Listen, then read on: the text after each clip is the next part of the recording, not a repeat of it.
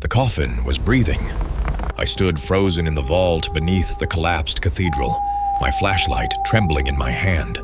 The stone lid rose and fell in a slow rhythm. In, out, like lungs, like something inside had been waiting. I'm Marcus Cole, relic hunter, 32 years old. I've crawled through tombs in 12 states and never believed in anything I couldn't sell. But that breathing sound, that changed everything.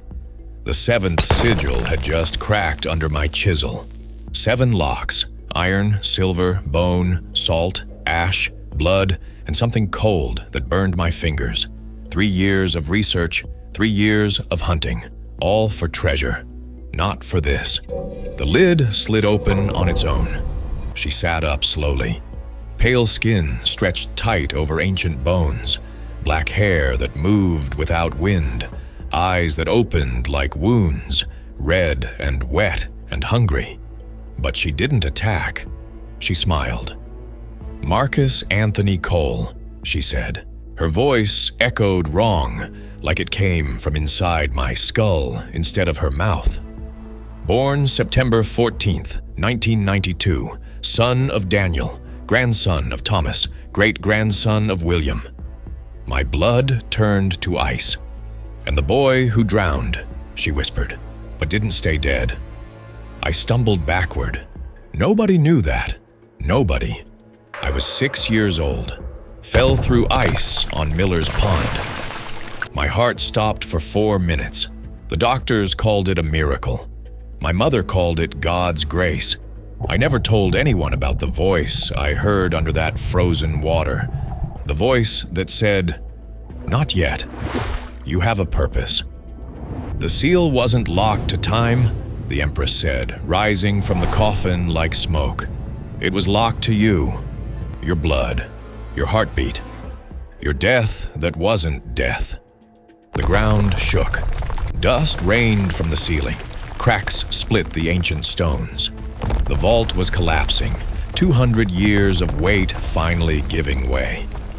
"We need to move," she said calmly, "unless you want to be buried with me again."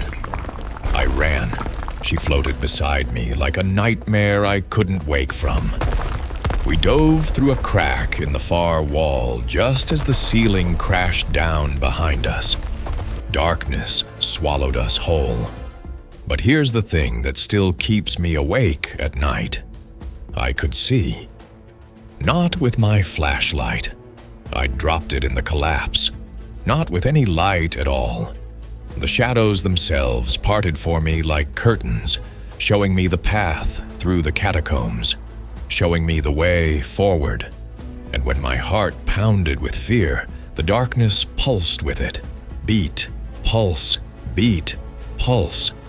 Like it was connected to me, like it had always been waiting. "Good," the Empress whispered from somewhere behind me. "You're already remembering." I wanted to ask what she meant, but part of me, the part that drowned and came back, already knew. We hid in the burned archive for 2 days. The building had been a library once. Now it was just blackened walls and ash. But something about the ruins kept others away. Homeless people walked past without looking. Police cars drove by without slowing, like the place didn't exist anymore. "Old wards," the Empress explained. "Fire couldn't destroy them." I didn't sleep. Couldn't. Every time I closed my eyes, I felt hunger that wasn't mine crawling through my veins. On the second night, I found the ledgers, scorched pages hidden in a metal box beneath the floorboards. Names, dates, bloodlines traced back 200 years. And at the center of every page, one family, mine. They called themselves the Covenant of the 7th Seal, the Empress said, reading over my shoulder. "Your ancestors, the ones history remembers as heroes who defeated me." I turned the pages with shaking hands. "But they didn't defeat you." "No." Her smile was cold. "They made a deal. The truth hit me like a knife to the chest. She negotiated her own imprisonment. The world had grown too dependent on her power. Her vampire courts were tearing themselves apart, fighting for her favor. Civil war was coming. Millions would die. So she chose to sleep. But she needed a key, a bloodline that would mature over exactly 2 centuries, a family that would guard the sigils, pass down the knowledge, and produce one descendant with the right combination of blood and death and darkness. My ancestors weren't heroes. They were farmers, and I was the crop. Your great-great-grandfather knew, she said. So did his son and his son. They raised each generation for one purpose, to create you. I threw the ledger across the room. I didn't ask for this. None of us ask, she whispered. We simply are. We left the archive that night, moved through the Salt District, abandoned factories and empty markets where the streetlights had stopped working years ago. That's when I noticed the changes. A dealer on the corner looked at me and stepped aside, without a word. A stray dog lowered its head as I passed. 3 men blocking an alley took one look at my face and scattered like roaches. I hadn't said anything, hadn't done anything, but they felt it. The authority I didn't know I had. And the hunger, God, the hunger. It wasn't my stomach. It was deeper, like something hollow behind my ribs that ached every time a heartbeat passed nearby. I could hear pulses now, smell blood through skin, feel the warmth of life around me like flames I wanted to touch. Don't fight it, the Empress said. You'll need it soon. Need it for what? She looked toward the horizon where the moon hung fat and red. They're coming for us, Marcus, the ones who still remember what I was. Her eyes flickered. And the ones who fear what you're becoming. They found us on the 4th night. We were crossing through Miller's Creek, a dead border town where the factories closed 20 years ago. Empty streets, boarded windows, the kind of place people forget exists. But vampires have long memories. 3 of them came out of the darkness like smoke given form. Old ones. Their skin was gray and cracked like dried leather. Their eyes burned with something between worship and madness. My Empress, the leader rasped, dropping to his knees. We've waited 2 centuries for your return. Command us. She didn't move. The courts are ready, he continued. Your throne awaits. We've kept the bloodlines fed, kept the old ways alive. Just say the word and... No. The word echoed through the empty street. The loyalists flinched like she'd struck them.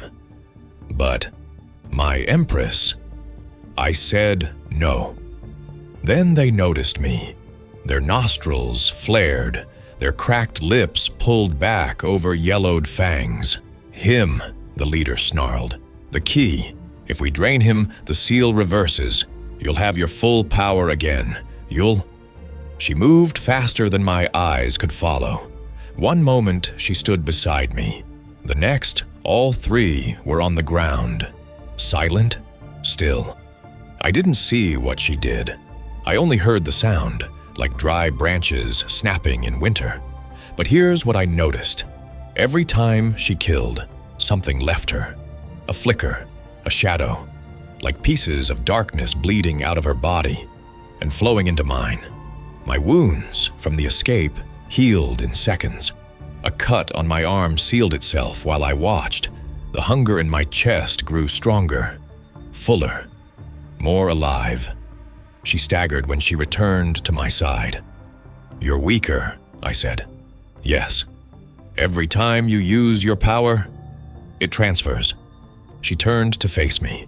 For the first time, I saw exhaustion in those red eyes. That's how it works, Marcus. That's how it's always worked. More came over the following days. Loyalists wanting their queen, fanatics wanting my blood, human hunters who'd heard whispers and came with silver bullets and holy water. She dealt with them all, and each time I grew stronger. My voice made people freeze. My shadow moved before I did. I could hear heartbeats from 100 yards away. On the 7th night, I finally understood. We were crossing the Black River when I caught her reflection in the water. She looked thinner, paler, almost transparent. "You're not protecting me," I whispered. She smiled, tired, ancient, relieved. "No, Marcus, I'm emptying myself into you." She looked up at the sky where clouds were swallowing the moon. "The eclipse comes tomorrow, and when it does, you'll be ready." "Ready for what?" Her eyes met mine. "To become what I can no longer be." The hall had been waiting beneath the city for 200 years.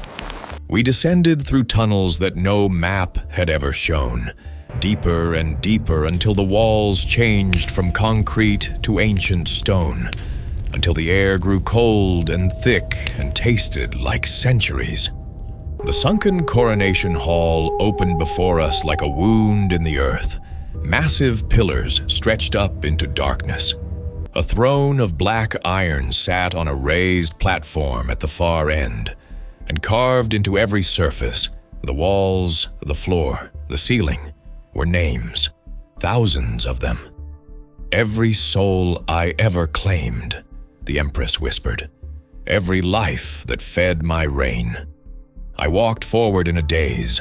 My legs moved on their own. My blood hummed like it recognized this place, like it had been here before, carried in the veins of ancestors I never knew. Above us, through cracks in the ceiling, I could see the sky changing. The eclipse was beginning. "Stand before the throne," she commanded. I obeyed, not because I wanted to, because something deeper than want was pulling me forward. The hunger, the darkness, the thing I'd been becoming since the moment I broke that seal. She followed slowly. Each step seemed to cost her. She was barely visible now, more shadow than flesh, more memory than monster. "The seal was never a prison, Marcus." Her voice echoed through the hall. "It was a conduit, a bridge between what I was and what you would become." The moon vanished above us. Total darkness fell. And then, light. Not from outside, from me, from my chest, my hands, my eyes. Shadows poured into my body like rivers finding the ocean. I felt dominion settle into my bones, command wrap around my throat, covenant burn itself into my heart. Every name on those walls whispered through my mind. Every soul she'd claimed now belonged to me. I understood everything. She hadn't been sealed away as punishment. She'd planted herself like a seed, waited 2 centuries for the right soil, the right blood, the right broken boy who died once and come back hungry for something he couldn't name. I was never supposed to free her. I was supposed to replace her. When my vision cleared, she was kneeling before me, not in defeat, not in submission, in completion, like a mother watching her child take its first steps. "Why me?" I asked. My voice sounded different now, deeper, older. "Because you died and chose to return," she said. "Because you sought darkness your whole life without knowing why." She smiled one last time. "Because I saw you, Marcus, 200 years ago. I saw what you would become, and I chose you." Then she faded, like smoke, like a dream, like something that had finally finished its purpose. I stood alone in the hall of the dead. The eclipse ended, and somewhere above me, the world had no idea what was coming.